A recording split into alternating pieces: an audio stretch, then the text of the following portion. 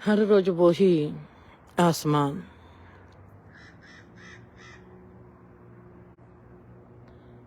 क्या वाकया ही हर रोज वो ही आसमान होता है।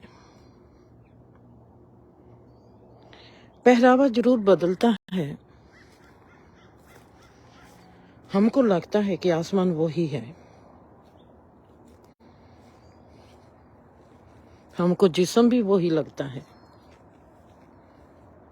हमको मन भी वो ही लगता है।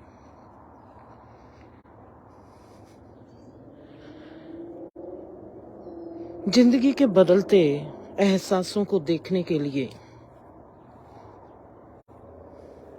चाहे रात हमको हर रोज न्याय करती है, पर फिर भी न्याय नहीं कर पाती। बहुत से संस्कार हमारे कल के, बीते हुए कल के हमारे साथ सोते जरूर हैं और साथ ही जाग जाते हैं। अगर मैं संपूर्ण होशमंदी में हूं, जैसे नींद मेरे कल बीते हुए कल के संस्कार मेरे से नहीं खो सकी, मेरे से छीन नहीं सकी। मैंने किसी के साथ क्या करना है, मैंने किसी के साथ क्या किसी को देना है, किसी से लेना है, और मेरा किसी के साथ कैसा व्यवहार है। अगर मेरा जीवन इस बात को नहीं खत्म कर सका, आपको लगता है कि मौत खत्म कर सकती है? नींद नहीं कर सकी। हमारी जितनी होशमंदी है उसके मुताबिक नींद हमारे से हमारे बीते हुए कल को नहीं छीन सकती। क्या मौत हमारी किसी गाथा को खो सकती है? यह है सवाल। जब भी हमने किसी भी किस्से को पढ़ा और सुना और देखा, हमने देखा कि बहुत से लोग ऐसी बातें करते हैं जिन पर भरोसा भी नहीं होता, पर फिर भी हम सुनते हैं। वो क्या है?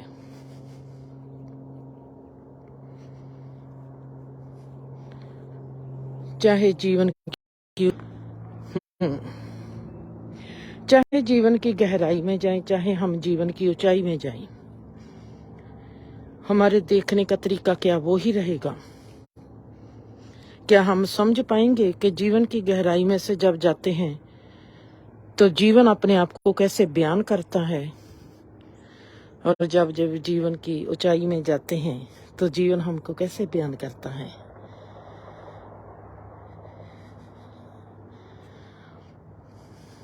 आज शनिवार होने करके बहुत लोग कम दिखाई देंगे,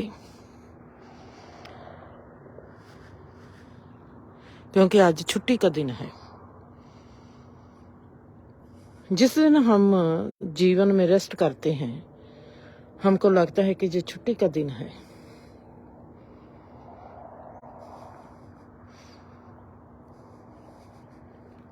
अगर हमारा जीवन ही ऐसा हो जाए, हमारी रहनी बहनी ही एक छुट्टी जैसी बन जाए, फिर जीवन का मुकाम, जीवन को देखने का तरीका हमको कहां पर लेके जाता है और कहां पर हम उसके साथ पहुंचते हैं? हर इंसान का जीवन बदलता है, मौसम बदलते हैं, उम्र बदलती है, मन बदलता है, हर चीज बदलती है। हर बदलते भाव को अनुभव करना और उसके मुताबिक फिर अपने स्वभाव को जीना। हम कंफ्यूज्ड हो जाते हैं, हमको समझ नहीं लगती कि हम जिए कैसे।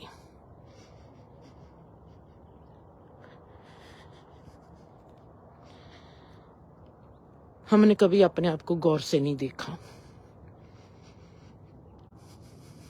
बात जहां से शुरू होती है आज की,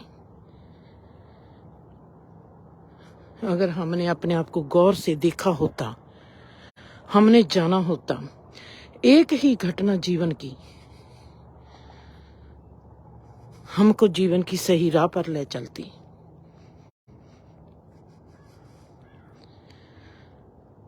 मैं आज भी उस पल को ढूंढ रही हूं। मैंने कब अपने आप को गौर से देखा था, जे मेरे में ख्याल कब आया था, जे किस घटना से जन्मा था जिसने मुझको मेरे से मिलवाया था। वो पल की अगोस्त में जे जीवन अपनी सदी के साथ मेरे आगे आ खड़ा हुआ था। वो पल, मैंने उस पल को देखना है, उस पल को पकड़ना है। उस पल को कौन पकड़ेगा? प्यार पकड़ता है, चुप पकड़ती है, समर्पण पकड़ता है, खालीपन पकड़ता है। मेरा मन आरामदायक स्थिति में चला जाए, मेरे अस्तित्व में शांति, आरामदायक स्थिति आ जाए, मैं पल में नहीं, मैं सदियों में यात्रा करूंगी। कोई भी चीज मेरे आगे आएगी, वो अपना सब कुछ मेरे साथ लेकर आएगी। आज बात करती हूं रिस्पेक्ट की। मैं जिंदगी से प्यार करती हूं। अगर मैं जिंदगी से प्यार करती हूं, जिससे प्यार करती हूं, उसके लिए मेरे साथ ही रिस्पेक्ट आएगी। आज तक हमको ऐसे लगता है कि हमने सबको रिस्पेक्ट दी है, पर हमारे को हमारी रिस्पेक्ट, जो हमारी पर्सनैलिटी बननी चाहिए, अगर मैं रिस्पेक्ट देने वाली हूं तो मेरी पर्सनैलिटी में कहीं तो झलक होनी चाहिए। मेरे बोलों में, मेरी उठनी बैठनी में, मेरे तौर तरीकों में, कहां से मेरा जो रिस्पेक्ट का फार्मूला है, जहां रिस्पेक्ट का कण है मेरे अस्तित्व में, वो कहां से झलकेगा? मेरी आवाज से, मेरे शब्दों से, मेरी बॉडी लैंग्वेज से, मेरी किस चीज में से झलकेगा कि दूसरा इंसान कहेगा कि ये इंसान रिस्पेक्ट देता है। आम इंसान 1 घंटे के अंदर अंदर कितना भी वो नैतिकता अपनी दिखाता हो, 1 घंटे के अंदर अंदर अपनी अनैतिकता दिखा ही देगा। उसकी अनैतिकता आगे आ ही जाएगी। वो अपनी सुब्रता को, जो हमारे ऊपर के लिबास होते हैं, जो दिखावे के लिबास होते हैं, वो उतरते चले जाएंगे, हमको पता भी नहीं चलेगा। मैंने बड़े बड़े पुलिस ऑफिसर देखे, जज देखे, और मैं देखती थी उनको, बहुत अच्छे से बात करते हैं। बात करते करते बातों ही बातों में अपनी तमीज, अपनी अकल दिखा देते हैं। जैसी वो लफ्ज ऐसे यूज करते हैं, लफ्जों का उपयोग ऐसे करते हैं, आप उन लफ्जों से समझ जाएंगे कि इसकी बैकग्राउंड क्या है,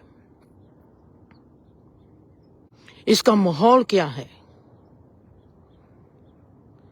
हम सूट अच्छे पहन लेते हैं, पर अपनी जुबान को अच्छे शब्द देने से गलती कर बैठते हैं। जहां पर हमको हमारे में सुधार होना चाहिए, वहां हम सुधार करने में चूक जाते हैं। हम अपने आप को कभी भी नैतिक, कभी भी एक सुंदर लिबास नहीं दे पाते। रिस्पेक्ट देते हैं, रिस्पेक्ट भालते हैं, रिस्पेक्ट करते हैं, कहते हैं कि हमने रिस्पेक्ट करनी है, हमारी भी कोई रिस्पेक्ट करे, पर हम आधे घंटे के अंदर अंदर, 1 घंटे के अंदर अंदर सब कुछ भूल जाते हैं। मकसद, अगर हमको कोई भी बात पसंद नहीं आती, अगर हमको किसी बात की समझ नहीं आती, अगर हम किसी बात को पहचान नहीं पाते, अगर हम किसी बात को जान नहीं सकते, एक बात जिंदगी में कर लेनी, अपना मकसद ऊंचा कर लेना। कह देना कि मेरे को जिस चीज की प्राप्ति हो चाहे ना हो, पर मैंने इस चीज को प्राप्त करने के लिए मैंने आज से संघर्ष शुरू कर दिया। संघर्ष तो करना ही पड़ेगा। संसार का रूप है, संसार में हम आए हैं, संसार का रूप गुण रूप है कि जहां पर अगर हमने सरवाइव करना है तो हमको संघर्ष करना पड़ेगा। अगर संघर्ष करना ही है तो हमने, अगर फेल होना ही है तो हम क्यों ना ऊंचे मकसद को रख कर फेल हो जाएं। ऊंचे मकसद की ओर जाते जाते हमारे में गुण आने शुरू हो जाएंगे। बहुत ही आसान तरीके से हम जीवन के उस उपलब्धि को प्राप्त कर लेंगे जो हमने तमाम उम्र करनी नहीं। मकसद ऊंचा होगा,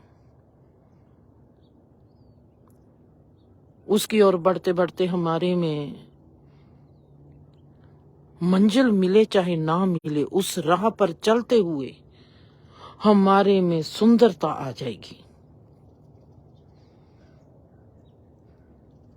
राह ही सुंदर बन गई जब मकसद सुंदर है। मंजिल की क्या बात है। धार्मिक जगह पर तो हम जाते हैं डरते हुए, अपने दुख तकलीफ को खत्म करने के लिए, हम अच्छे जीवन की तलाश करने के लिए हम जाते हैं। हम कोई परमात्मा के लिए थोड़े जाते हैं। अगर परमात्मा के लिए जाते होते तो और बात होती, अगर प्यार के लिए जाते तो और बात होती। हमको लगता है कि हम अपना जीवन इजी आसानी से जीना चाहते हैं, परमात्मा से मांग करते हैं।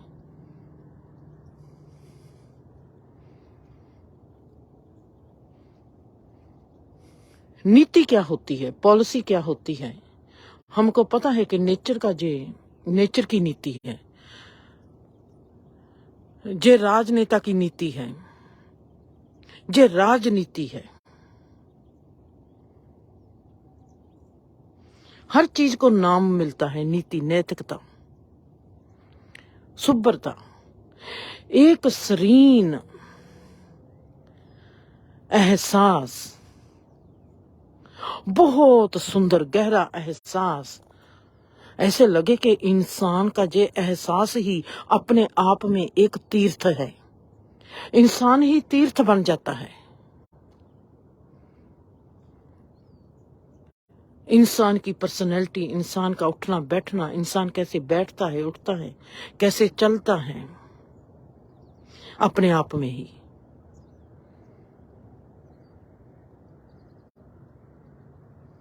जैसे मैं हूं, आपने वीडियो देखी है, मैं बात समझा सकती हूं जो मेरे आगे चीज है। मेरे हाथ खाली हैं, पर्स मैंने उठाना नहीं। पर्स क्यों उठाऊंगी जब मेरी पर्सनैलिटी है कि मैंने खाली हाथों से ही जाना है। पर्स मैं उठा नहीं सकती। खाली हाथ अच्छे लगते हैं, खाली जीवन अच्छा लगता है। आपने मेरी पर्सनैलिटी को देखना है। आपको किसी की पर्सनैलिटी में से हम किसको, उसकी किस चीज को देख सकते हैं। मैं अपनी पर्सनैलिटी को जानती हूं। मैं आपकी अपनी पर्सनैलिटी में से आपको एक बात सिखा सकती हूं। मैं पर्स नहीं उठा सकती क्योंकि मुझको जीवन में भार उठाने में तकलीफ होती है। मैंने भार कोई उठाना नहीं।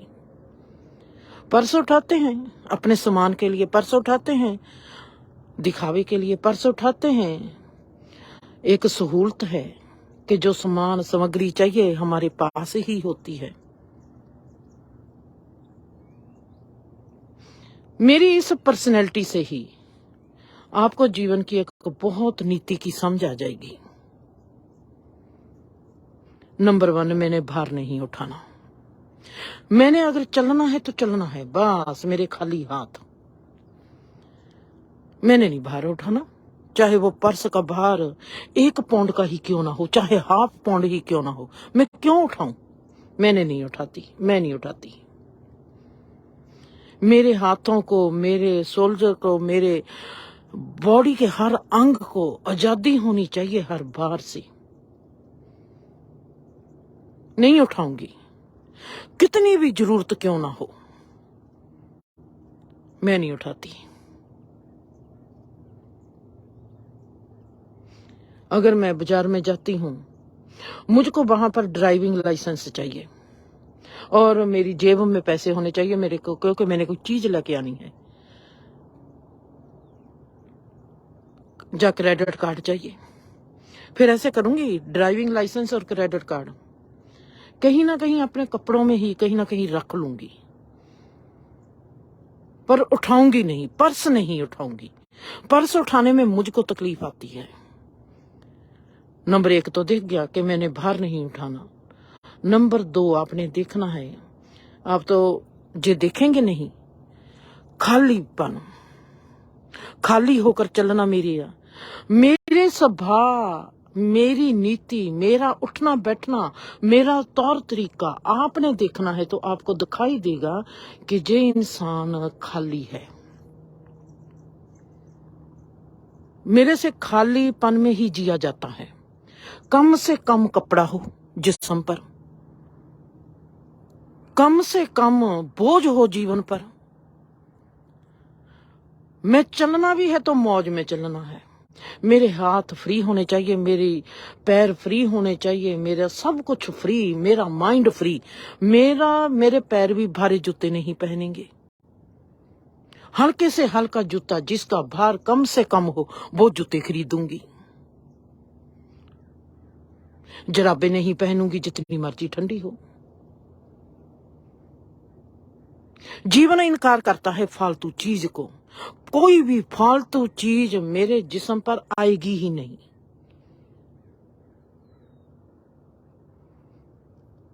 क्योंकि मेरा माइंड खाली है, मेरा अस्तित्व खाली है। उसको खालीपन में जो मजा आता है वो अपने ऊपर के पहरावे भी खाली करना चाहता है। कम से कम होंगे।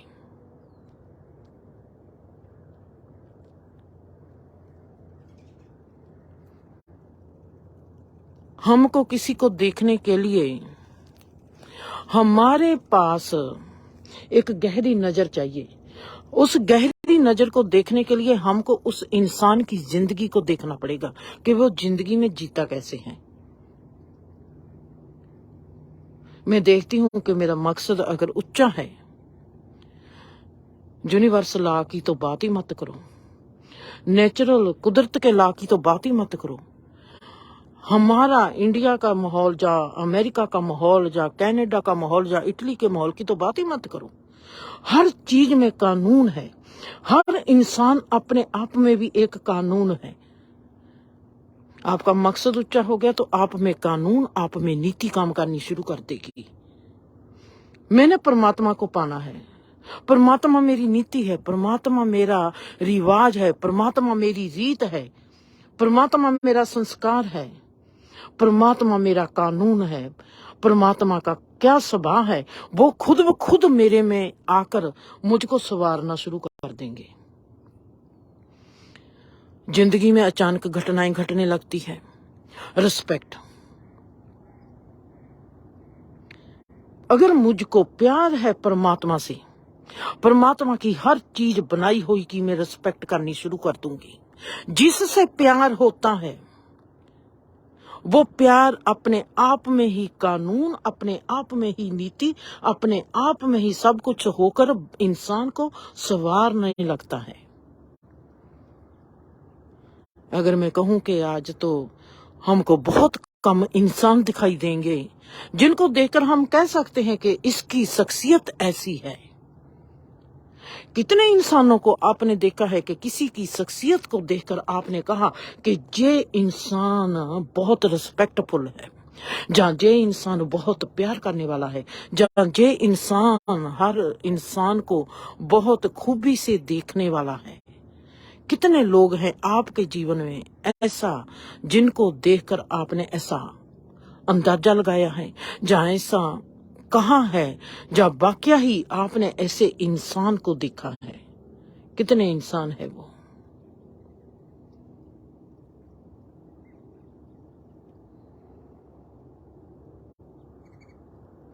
जिसकी बॉडी लैंग्वेज और मन की लैंग्वेज, भाषा, एक बॉडी लैंग्वेज होती है, एक शब्द लैंग्वेज शब्दों की भाषा होती है कि इंसान शब्दों को कैसे यूज करता है, शब्दों का उपयोग वो कैसे करता है और किस सेंटेंस में कैसा शब्द यूज करता है, किस महफिल में किस शब्द को वो बर्तों में लेकर आता है। हमको ये सब बातें सीखनी नहीं पड़ेगी, किसी डिग्री लेके आने के लिए इसकी जरूरत नहीं है। हमारे पास अगर एक अच्छा मकसद होगा, वो मकसद की नीति ही हमारे को जो सबको जो समझा देती है। मान लो कि मेरे में मकसद है जी कि मैंने पक्की सिख बनना है, मेरा है मकसद कि मैंने बहुत ही अच्छी गुणवान सिख बनना है, और मेरी नीति है कि मैं बाबे नानक की गहराई को पहचानना है। आपको लगता है कि मुझको गुरुद्वारे में जाना पड़ेगा? तमाम उम्र की बात करती हूँ, मुझको 30-40 साल गुरुद्वारे में जाना पड़ेगा। जब गुरुद्वारे की एक नीति मेरी समझ में आ जाएगी कि ये गुरुद्वारा क्यों बना है, और गुरुद्वारे में जब मैं जाती हूँ तो वहां क्या क्या होता है मैं उसको देखती हूँ, वहां के कर्मचारी क्या करते हैं, वहां के पाठी जो हैं वो क्या करते हैं, वहां के जो गुरुद्वारे की कमेटी है वो क्या करती है, उनको देखते ही क्या मेरे में एक समझ आएगी, जहां मैं उस समझ को बार बार समझने के लिए अपने 30 साल करूं। मैं कहूंगी कि मैं गुरुद्वारे पाठ करने जाती हूँ, मुझको 30 साल पाठ करने में लग गए, और जबकि मेरे को स्कूल की पढ़ाई एक क्लास पास करने के लिए मुझको 1 साल लगता है। निजम है ना? वहां कौन सी ऐसी पढ़ाई है कि मुझको 30 साल गुरु ग्रंथ साहब पढ़ना पवे? इसका मतलब है कि 30 साल 40 साल में एक ही क्लास लगाई है और मैं दूसरी क्लास में कभी हुई ही नहीं। मेरी नीति, जो मैं नीति सीखना चाहती थी, अभी तक मैंने सीखी नहीं। आपने पहली क्लास पास कर ली है, आपको कोई कहे कि आप बार बार पहली क्लास में ही जाकर बैठोगे, क्या आप बैठ पाओगे? आपको आपकी उम्र भी बढ़ती दिखाई देगी। पहली क्लास में आप पहली बार बैठे थे जब 6 साल की थी, आज आप 13 साल के हो गए तब भी आप पहली क्लास में बैठे हो, आज आप 25 साल के हो गए तब भी आप पहली क्लास में बैठे हो। क्या आप जड़ बुद्धि हो? गुरु ग्रंथ साहब क्या कहते हैं, बाबे नानक ने जपजी साहब में क्या कह दिया? क्या आपको 25 साल लगे उस बात को समझने के लिए? आपने शब्दों की यात्रा कर ली 25 साल, पर समझ की तो यात्रा ही नहीं की। आप में नीति आएगी कैसे? आप किसी की नीति को पहचानेंगे कैसे? जो खुद की नीति को नहीं पहचानते, जो 30 साल में एक शब्दों की नीति को नहीं पहचान पाई, कैसे समझ आएगी शब्द की नीति?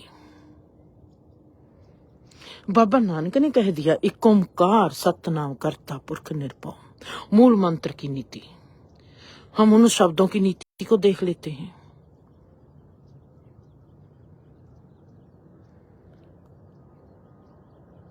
हर चीज में नीति है, हर चीज नैतिकता है, हर चीज में कानून है। हर लफ्ज जब पैदा होता है वो अपने साथ अपनी यात्रा को लेके आता है। हर शब्द तीर्थ है। ऐसे ही हमारे जीवन में रिश्ते आते हैं, हर रिश्ता तीर्थ है। मेरे को मेरा ही पता नहीं था, मैं जिंदगी से प्यार करना चाहती थी। मेरे को मेरा ही नहीं पता था मैं जिंदगी को प्यार करती कैसे। जिस दिन मेरे को मेरा पता चला, चाहे मैं 27 साल की थी, मेरे को उसी वक्त पता चल गया कि मैंने अपनी माँ को नहीं देखा, अपने बाप को नहीं देखा। मैंने अपने बीबी और बापू जी को कितने ध्यान से देखा। उनके साथ मेरी एक परंपरा चल पड़ी। उन्होंने मेरे आगे से गुजरना ही होता था और गुजरते थे ऐसे ते मैं तभी उनको पकड़ लेती थी। बीबी तुम्हारे में क्या चल रहा है, जहां पर बैठा और मेरे को बता। तू ऐसा क्यों करती है, तू ऐसा कर नहीं सकती, मैं नहीं तुझको करने दूंगी। मेरे आगे बीबी गलत सोच नहीं सोच सकती थी, गलत काम नहीं कर सकती थी, गलत बोल नहीं किसी को सकती थी। उस पर पहरेदारी होगी मेरी। बापूजी को कोई ऊंचा नहीं बोल सकता था, बापूजी घबरा नहीं सकते थे किसी से, बापूजी किसी से डर नहीं सकते थे। बापूजी के ऊपर मेरी पहरेदारी होगी। ला बापूजी करके दिखाओ, आप डर के दिखाओ। मैं तो पूछती हूँ जे डर क्या है। मेरे ऊपर पहरेदारी होगी। मैंने एक चीज सीख ली, मुझको जिंदगी से प्रेम है। मैंने सोच लिया कि मुझको बाबा नानक से प्रेम है। मैंने मूल मंत्र को पहचानना है कि बाबे का जो मूल मंत्र, उन्होंने किस अवस्था में, किस स्थिति में इस मूल मंत्र की रचना की है। मैं उस मूल मंत्र को क्यों पढ़ूंगी। मैंने शब्दों को पढ़ लिया, शब्द मुझको पता चल गए कि ये शब्द हैं रिस्पेक्ट। मैं रिस्पेक्ट दूंगी कैसे। उन शब्दों को पढ़कर मैंने उन शब्दों को रिस्पेक्ट दे दी। जहां मैंने उन शब्दों को जानकर, पहचान कर, अपने जीवन में लाकर उसको रिस्पेक्ट दी है, रिश्ता आ जाता है हमारे जीवन में। रिश्ता आ गया, बहुत आ गया, गुड। रिश्ते को जीना आया कि नहीं आया। रिश्ता अपने साथ किस चीज को लेके आया है। अरियाना पैदा हो गई, एक बेटी आ गई। बेटी से मुझको क्या सुख मिलना है, मैंने बेटी को क्या सुख देना है। अरियाना अपने साथ एक नीति लेकर आई है, मां बेटी की नीति।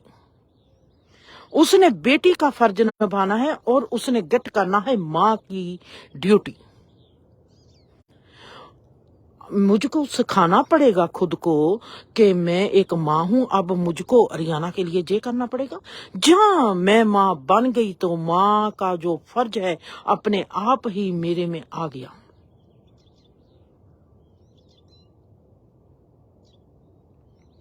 रिश्ते जीवन में आते हैं, रिश्तों की नीति होती है, नैतिकता होती है। ये तो बात ही छोड़ दो, हमको इसकी बात की तो समझ पता नहीं कब आएगी। मैंने देखा कि ये नीति है, जब हम अपने आप को एक मकसद देते हैं, मैंने संवरना है हमारी मैंने कहा कि मैंने जिंदगी को प्यार करना है। जिंदगी को प्यार करना मुझको मेरे मन को ही सुंदर नहीं बनाएगा, मेरे जिस्म को भी सुंदर बनाने लगेगा। मेरे मन को सुंदर बनाएगा, मेरे जिस्म को सुंदर बनाएगा, मेरे जीवन को जीने को सुंदर बनाने लगेगा। अब जे मेरे रिश्ते को भी सुंदर बनाएगा, क्योंकि मैंने जीवन से प्यार करना है। मेरा जे मकसद मेरे हर डिमेंशन को सुंदर बनाना शुरू कर देगा। मैंने सिख धर्म की पक्की सिख बनना है। मेरा जे मकसद मुझको हर धर्म की नीति में ले जाएगा। अगर नहीं लेके गया मैं पक्की सिख कभी नहीं बन पाऊंगी, हो ही नहीं सकता। मुझको सिख धर्म की समझ कब आएगी, जब मैं समझूंगी बाबे नानक की मत जे है और हिंदू धर्म की मत जे है, कुरान की मत जे है, जहां पर हजरत मोहम्मद इस बात को ऐसे देखते हैं, कृष्णा इस बात को ऐसे देखते हैं, शिव जी इस बात को ऐसे देखते हैं और बाबा नानक ने इस बात को ऐसे देखा। जब मुझको बाबा नानक की नीति की समझ आएगी, उसके साथ ही क्या आप सोचते हो कि मुझको कृष्णा की समझ नहीं आएगी, मुझको हजरत मोहम्मद की समझ नहीं आएगी? सबकी नीति, सबकी मत, सबकी सोच, सबने जीवन को कैसे देखा, चाहे कोई पैगंबर बन के आया का, चाहे कोई अवतार बन के आया, चाहे कोई ऋषि बन गया, चाहे कोई मुनि बन गया, उनकी वो नीति मेरे में उसी वक्त आ जाएगी।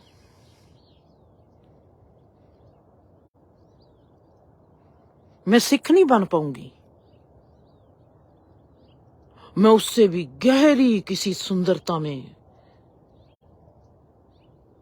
जहां पर बाबा नानक ने कह दिया एक ओंकार सतनाम करता पुरख निर्भव, अगर मैं आज इस मूल मंत्र के अर्थ कर दूं, आज तक आपने मूल मंत्र को ऐसे नहीं देखा होगा जैसे मैं आपको दिखा दूंगी। आने वाले वक्त में इस बात को लाइव प्रोग्राम में ही चर्चा करूंगी। एक ओंकार, एक आकार, इतनी गहराई में मुझको ले गया, जे बात में बोलते बोलते ही मैं हैरान रह गई कि मुझको जे कितनी गहराई में ले गया।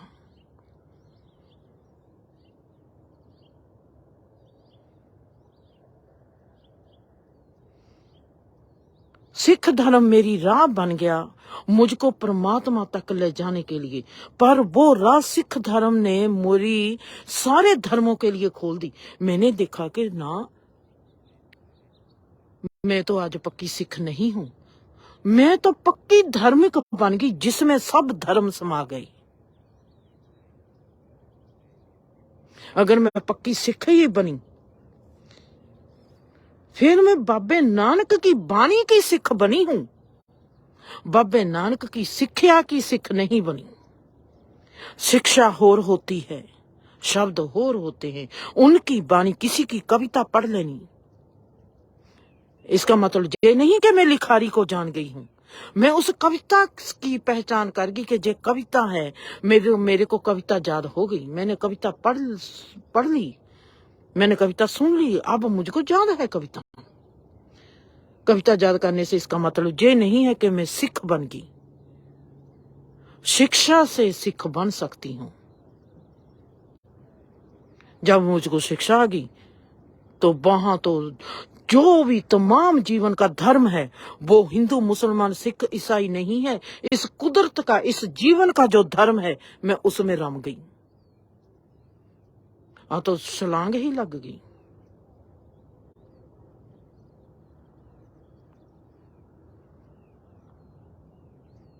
ये हमारी नीति धर्म ही लेकर नहीं आता, हमारा जीवन भी लेकर आता है, हमारे रिश्ते भी लेकर आते हैं, छोटी छोटी बातें लेकर आती हैं, जहां से हमारे रीति रिवाज चल पड़ते हैं। हमारी परंपराएं शुरू हो जाती है संसार के लेवल पर, परिवार के लेवल पर, समाज के लेवल पर।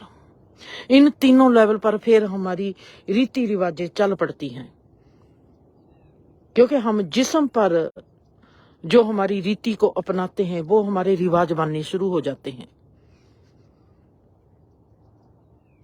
अगर हम जिस्मी लेवल पर, परिवार के लेवल पर, समाज के लेवल पर, संसार के लेवल पर किसी भी नीति को नहीं अपनाएंगे,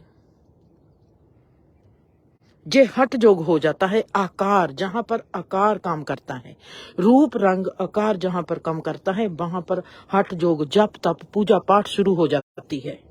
इसके पीछे जो नीति काम करती है वो है आकार रहित। हमको उस आकार की समझ नहीं आई, इस कारण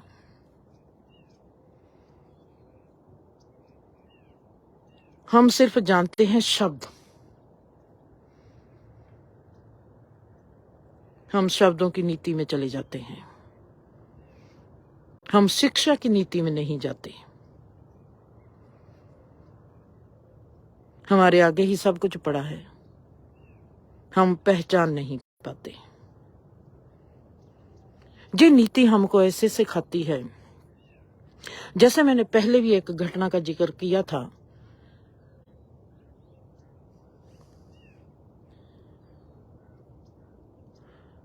मेरी जेठानी का बेटा आज बहुत बड़ा पुलिस ऑफिसर है, बहुत सुंदर पदवी पर है,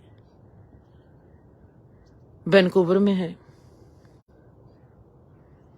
जब वो आके सुखविंदर बताता है कि मुझको, मैं पुलिस ऑफिसर बड़ा बन गया, बहुत तरक्की की,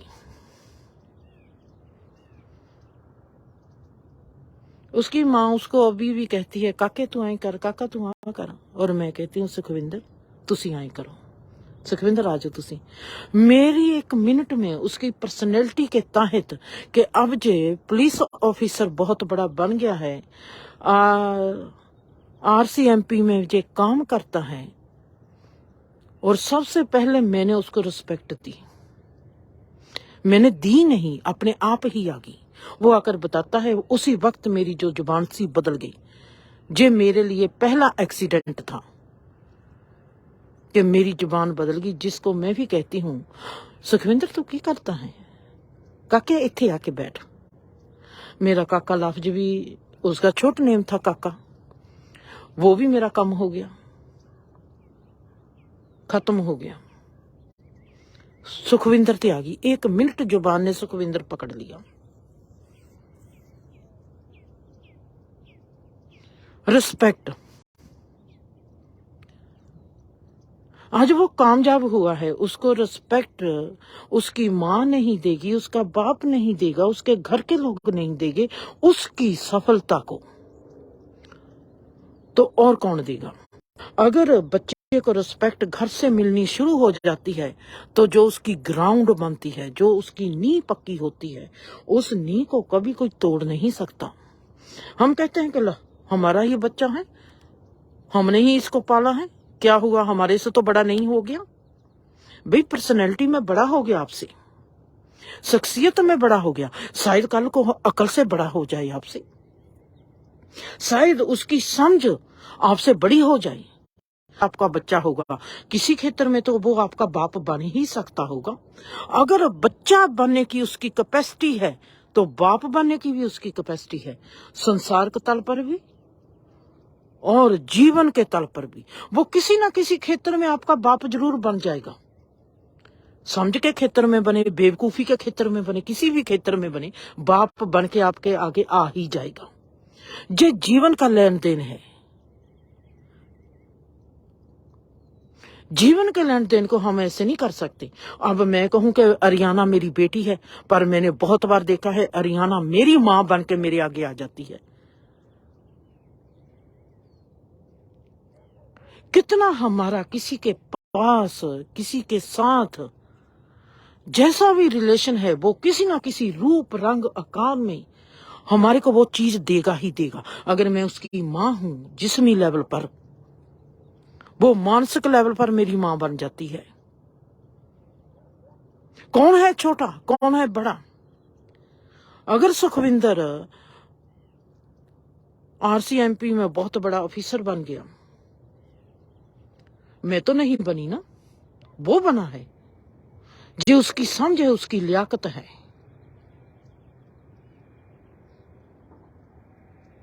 अब अपने भीतर की एक बात बताती हूं।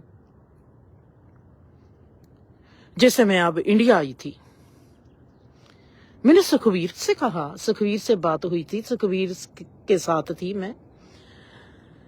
सुखवीर है बहुत प्यारा सोना बेटा, वकील है।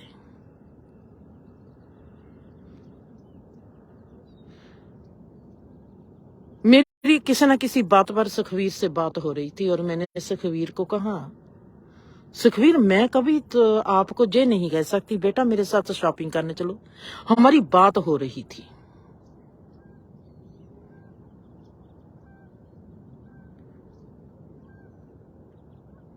सुखवीर की पर्सनैलिटी, सुखवीर की उठनी बैठनी, मुझको जरूरत है किसी चीज की, कोशिश करूंगी कि मैं अकेली जाऊं, कोशिश करूंगी। मैं सुखवीर को कभी ये नहीं कह पाई, सुखवीर हम शॉपिंग करने चले, मेरे साथ बाजार में आओ। मैंने उसकी पर्सनैलिटी का, उसके ओहदे का मेरे जहन में सदा ध्यान रहा। मैंने जान के नहीं किया, मेरे में अपने आप आता है। मैं ऐसा कर नहीं पाऊंगी कभी भी। मुझको सुखवीर कह दे, माँ मैंने आपके साथ जाना है, जहां पर आप जाती हो मैंने भी आपके साथ चलना है। मैं कहूंगी आओ बेटा चले। पर मैं कहूं सुखवीर मुझको जिस चीज की जरूरत है, आप बेटा मेरे साथ आओ, मैं कहूंगी नहीं। मेरे जीवन में जब बात आएगी नहीं, कभी भी नहीं आएगी। मेरा जीवन इतनी गहराई से देखता है हर इंसान को, अपने आप को, और हर इंसान की शख्सियत को, हर इंसान की पर्सनैलिटी को, कितना भी वो मेरा प्यारा पुत्र हो। पर मैं उसको ये कह दूंगी कि सुखवीर हम घूमने जाते हैं कहीं पर, मैंने आपसे बात करनी है। पर मैं ये कभी नहीं कह पाऊंगी सुखवीर मेरे को ये चीज की जरूरत है, बेटा मेरे को ये चीज ला कर दो। कितना भी वो मेरा गहरा बेटा क्यों ना हो, मैं उससे ये मांग नहीं कर सकती। मैं अपने आप को जहां पर देखना है कि मैं क्यों नहीं कर सकती, मेरे आगे आएगी उसकी पर्सनैलिटी। वो किसी ना किसी रूप में मेरे से बहुत बड़ा है, चाहे वो बेटा है, उसका बड़ापन मेरे आगे आ जाएगा। वो किसी भी रूप में है, वो मुझको झुकना सिखाएगा ही सिखाएगा, चाहे वो मेरा बेटा ही क्यों ना हो। मैं झुकूंगी ही झुकूंगी। जरूरी नहीं जो मेरा बेटा है वो हर क्षेत्र में मेरे से छोटा ही है। अगर एक क्षेत्र में मैं उसकी मां हूं, वो बहुत क्षेत्र में ऐसा हो सकता है वो मेरे से बहुत बड़ा हो। वो जो उसका बड़ापन मेरे को दिखाई नहीं देता, कैसे दिखाई नहीं देगा, मुझको दिखाई देता है हर एक का बड़ापन। मैं कभी किसी के भी, किसी रूप के भी बड़ेपन को नजरअंदाज नहीं कर सकती। मुझको रूपा ने कहना, दीदी हम आपसे बहुत प्रेम करते हैं। मैंने कहना जाकर रवि को देखो, अगर प्रेम की भाषा देखनी है तो रवि को देखो, अगर आपने देखना है कि प्यार क्या होता है तो रवि को देखो।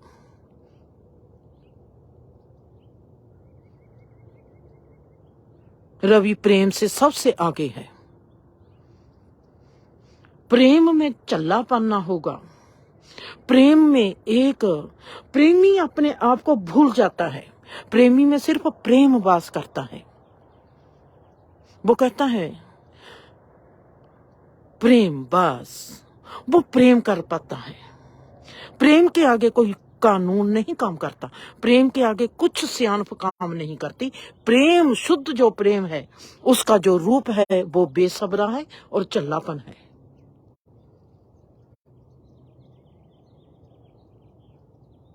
प्रेम से सजा की कोई चीज नहीं। प्रेम सिर्फ देखता है प्रेमी को, प्रेम सिर्फ देखता है अपनी क्रिया को, प्यार को देखता है।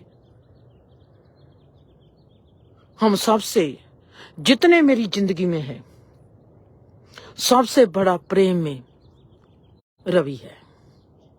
और उसका जो बड़ापन, मेरा सिर नहीं झुकेगा तो किसका झुकेगा सिर?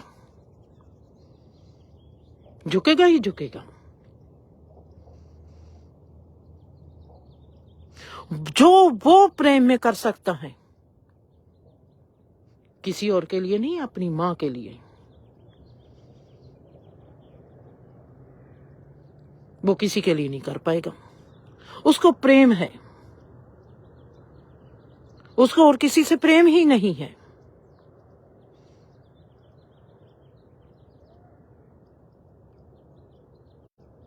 प्रेमी देखता है प्रेम को। और वो प्रेम मुझको दिखाई नहीं देगा, ऐसा कैसे हो सकता है? उस रूप में रवि मेरे से बहुत बड़ा है, और उस चीज की रिस्पेक्ट करनी, उस चीज को आदर देना। अगर मेरे को लगेगा कि दुनिया इस चीज को नहीं समझ पाएगी, तो उसकी रक्षा करनी मेरा धर्म है। क्योंकि मैं एक बात तो जानती हूं ना कि वो किस कर्म क्षेत्र में मुझसे बड़ा है। उसको फिर कैसे संभालना है, उसकी रक्षा कैसे करनी है, अगर कोई नहीं समझ पाएगा, उस चीज को समझना, उस चीज की रक्षा करनी फिर मुझको आती है, वो मैं कर लूंगी।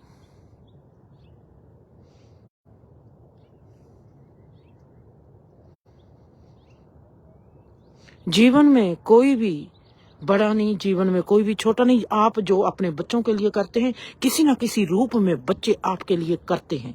आपके बच्चे आपसे बड़े हैं किसी ना किसी रूप में। उसको पहचानना आपकी नीति है। जब आपको इस नीति की समझ आ जाएगी, तो आप किसी ना किसी रूप में जो भी इंसान मिलता है, आप देखोगे जो किसी ना किसी रूप में मेरे से बड़ा है, आप में नैतिकता आने लगेगी। आप एक नैतिक इंसान बन गए, वो तो और क्या चाहिए आपको? जहां से धर्म शुरू हो जाएगा, आपको कहीं से जाने की जरूरत नहीं, और आपकी जो नैतिकता ही आपको हर धर्म से रूबरू करवा देगी। आज का यहीं पर छोड़ते हैं, मिलते हैं फिर कल को। आज अब एक्सरसाइज का वक्त है। एक्सरसाइज भी जीवन के लिए इतनी ही जरूरी है। एक्सरसाइज की भी नीति है, उस नीति को भी हमने पहचानना है। हर चीज की नीति है, हर चीज अपने आप में नीति लेके रखती है, हर चीज का मूल्य है। एक्सरसाइज का मूल्य है। तंदुरुस्त रहेंगे, जिस्म ही तंदुरुस्त नहीं होगा, मन भी तंदुरुस्त होगा, जीवन भी तंदुरुस्त होगा। मन तंदुरुस्त है, जैसे शरीर तंदुरुस्त हो जाता है, ऐसे ही अगर शरीर तंदुरुस्त है तो जीवन भी तंदुरुस्त हो जाता है। खुश रहो, आबाद रहो, हंसते रहो, बसते रहो।